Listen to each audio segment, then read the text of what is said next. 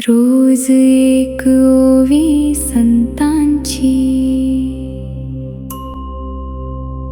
रोज एक ओवी संतांची. पाहे पा दूध पवित्र आणि गोड, पासी त्वचेची या पदराड, परिते अभेरून गोचीड, अशुद्ध कायने घती.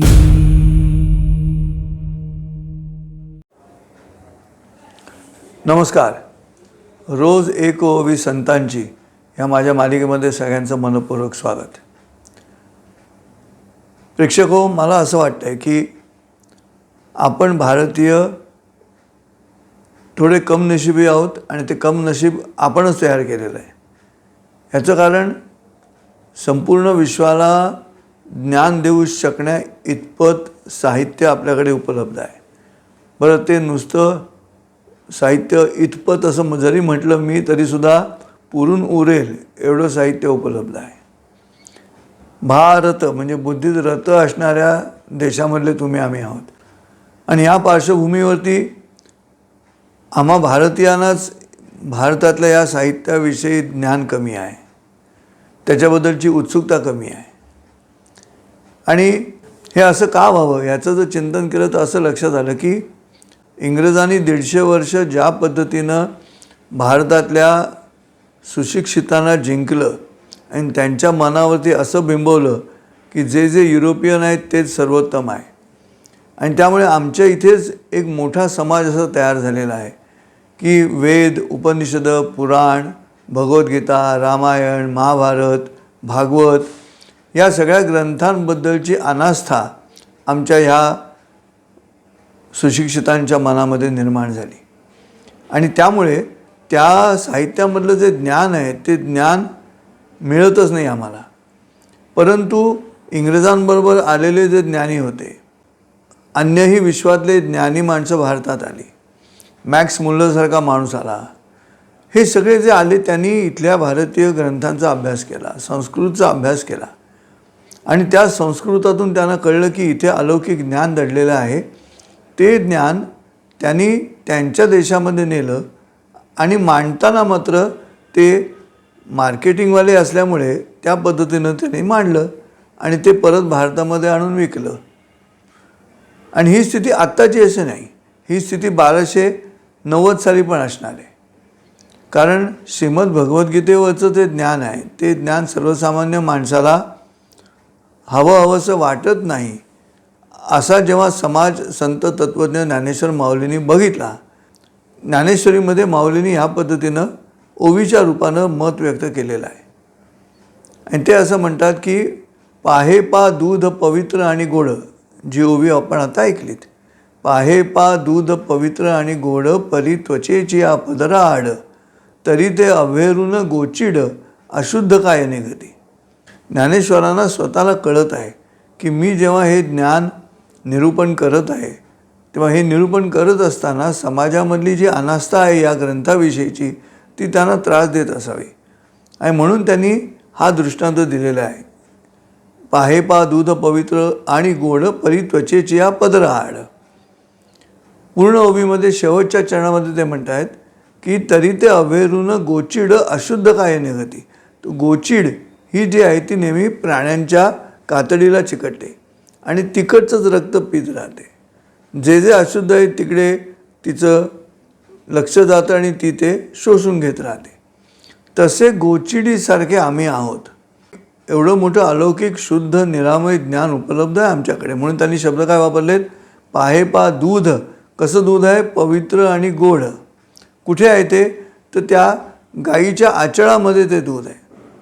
त्वचेची या पदराड असं म्हणून त्यांनी गाईचं जे आचळ आहे त्यातून दूध काढलं जातं, त्या आचळाला त्यांनी त्वचेची या पदराड असं म्हटलेलं आहे. आणि मग ते आतमधल्या दुधाकडे लक्ष न जाता गोचिड जी आहे ती आचळाच्या बाहेरच्या बाजूलाच त्वचेला चिकटून राहते आणि अशुद्ध घेत राहते, पण ती दुधाकडे लक्ष देत नाही. ही जी मनोवृत्ती आहे, ही मनोवृत्ती दृष्टांताच्या माध्यमातून माऊलींनी सांगितली. याचं कारण समोर दिसत होतं की एवढं मोठं अलौकिक ज्ञान, वैश्विक ज्ञान या श्रीमद भगवद्गीता ग्रंथामध्ये दडलेलं आहे. कुठच्याही प्रकारचा धार्मिक आदेश नाही, युद्ध कर असं सांगत असताना त्याच्या पाठीमागचं तत्त्वज्ञान सांगितलेलं आहे. तू तुझ्या मूळ प्रवृत्तीनुसार वाग असं सांगितलेलं आहे अर्जुनाला. ती मूळ प्रवृत्ती काय आहे त्याविषयी ज्ञानेश्वर माऊलींनी अतिशय सुंदर विवेचन केलेलं आपल्याला आढळतं. आणि ते विवेचन अलौकिक आहे. याचं कारण ते अलौकिक आहे म्हणून इतके वर्ष टिकलं आणि आम्हाला समजलं सुद्धा. आणि ही प्रक्रिया नीट समजून घ्यावी लागेल. कैसे प्राप्तीचे वेळे निदैवा आंधळेपणाचे डोहाळे, की असं ते आपुले डोळे आपण झाकी, असं जेव्हा माऊली म्हणतात तोच मुद्दा आहे हा. घोचडीला समोर दूध आहे हे कळतंय न कळतंय, पण तिला कळत नाही, कारण ती त्या इतकी विषयासक्त झालेली आहे त्या बाहेरच्या त्वचेतलं अशुद्ध रक्त घेण्यासाठी.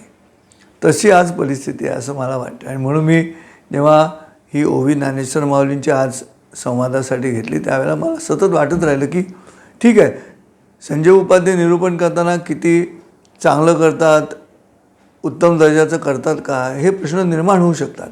पण त्या ओवीच्या माध्यमातून तरी आपल्या कानावरती काहीतरी चांगलं ऐकायला येत आहे, ती ऐकण्याची इच्छा नसणं म्हणजे गोचिडीचं रूप असतं श्रोतेहो. आणि म्हणून थोडंफार मनामध्ये असं वाटत राहतं की अरे, जे माऊलींना वाटलं ते मला वाटणं स्वाभाविक आहे की इतक्या चांगल्या पद्धतीच्या ओव्या तुमच्यासमोर मांडल्या जात आहेत. परंतु मी म्हटलं तसं काल की एक 2-2 दिवस गेल्यानंतर 1000 व्ह्यूज येत आहेत. याचा अर्थ व्ह्यूज हवेत म्हणून नव्हे, तर समाजाची मानसिकता यातून लक्षात येते. आणि जो असं सांगू इच्छितो त्याच्या उत्साहाला कुठेतरी अडचण निर्माण होते की काय, त्याचा उत्साह आटण्याची शक्यता आहे की काय, की मी आता दररोज हा एपिसोड शूट करतो आणि तुमच्यासमोर पहाटे 5 वाजता अपलोड केलेला असतो. हा जो माझा उत्साह आहे हे सांगण्या पाठीमागचा, कारण मला त्याच्यात कळते की किती दडलेलं आहे ज्ञान ते. पण प्रतिसादामध्ये जेव्हा बघणाऱ्यांची, ऐकणाऱ्यांची संख्या कमी येते तेव्हा 2 मुद्दे असतात. एक, उपाध्ये उत्तम बोलत नाहीत म्हणून बघितलं जात नाही असंही असू शकतं. आणि दुसरं जे आहे ते ज्ञानेश्वर माऊली म्हणतात ती अनास्था, आमच्याच भारतीय ज्ञानाविषयीची अनास्था. मला असं वाटतं की याच्यावरती पुनर्विचार आपणही करावा की अरे, असं घडतंय का, इतकं सुंदर ज्ञान आपल्याकडे दिलेलं आहे. इंग्लिशमध्ये मांडलं की तुम्हाला आवडतं ते, पण प्राकृत मराठीमध्ये किंवा संस्कृतमध्ये असलं की ते मागासलेलं ठरतं.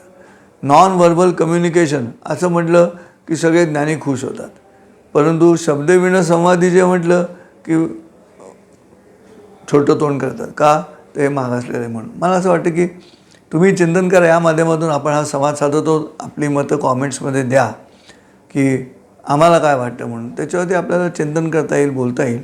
असो, मी मात्र उपक्रम चालू ठेवणार आहे माऊलींच्याच सूचनेनुसार. आणि तो काय आहे, मला कळते की माझी कुवत कमी आहे हे निरूपण करत असताना, कारण इतकं अलौकिक ज्ञान आहे ते. पण तरीसुद्धा मी ते करणार आहे. याचं कारण ज्ञानेश्वर माऊलींचा आदेश जो उद्याच्या ओवीमध्ये आहे. तेव्हा भेटू उद्या सकाळी पुन्हा पहाटे 5 वाजता नवीन ओवीसह, ज्यात माऊलीने हा मुद्दा मांडलेला आहे. तोपर्यंत नमस्कार आणि रामकृष्ण हरी. रोज एक ओवी संतांची, रोज एक ओवी संतांची.